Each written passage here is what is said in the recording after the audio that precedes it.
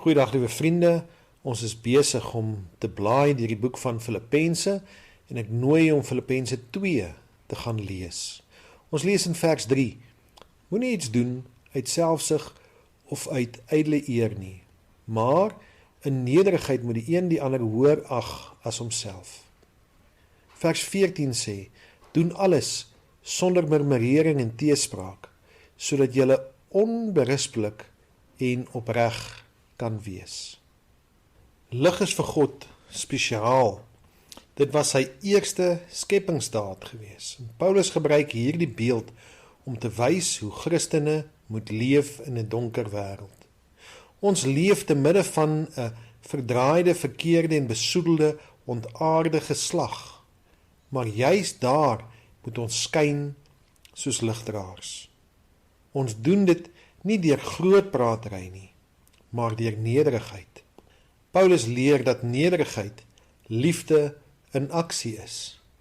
Hy vermaan ons daar in vers 3 van Filippense wat ek aangehaal het. Moenie iets doen uit selfsug of ydelle eer nie, maar in nederigheid moet die een die ander hoër ag as homself.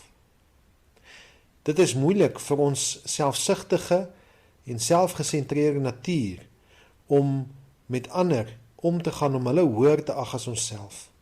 Maar dis presies hoe die lig van Christus deur ons moet skyn. Nederigheid beteken dat ons ander se belange bo ons eie stel, sonder om te murmureer of te twyfel. Die grootste voorbeeld van hierdie gesindheid is Jesus self. Al was hy God, het hy homself ontledig en die gestalte van 'n diensknegt aangeneem, sê vers 8 vir ons. Hy het homself verneder deur gehoorsaam te word tot die dood toe, ja, die dood aan die kruis. Deur sy offer het hy ons skuld betaal en ons rein gemaak, sodat ons as kinders van God lig kan wees om te skyn in hierdie donker wêreld. Dit is belangrik om te onthou dat dit nie ons eie krag is wat skyn nie. Jy kan niks uit jou eie krag doen nie. Paulus sê in vers 13, want dit is God wat in julle werk om te wil, sowel as om te werk na sy welbehae. Wanneer ons ander dien, is dit God se genade wat deur ons straal.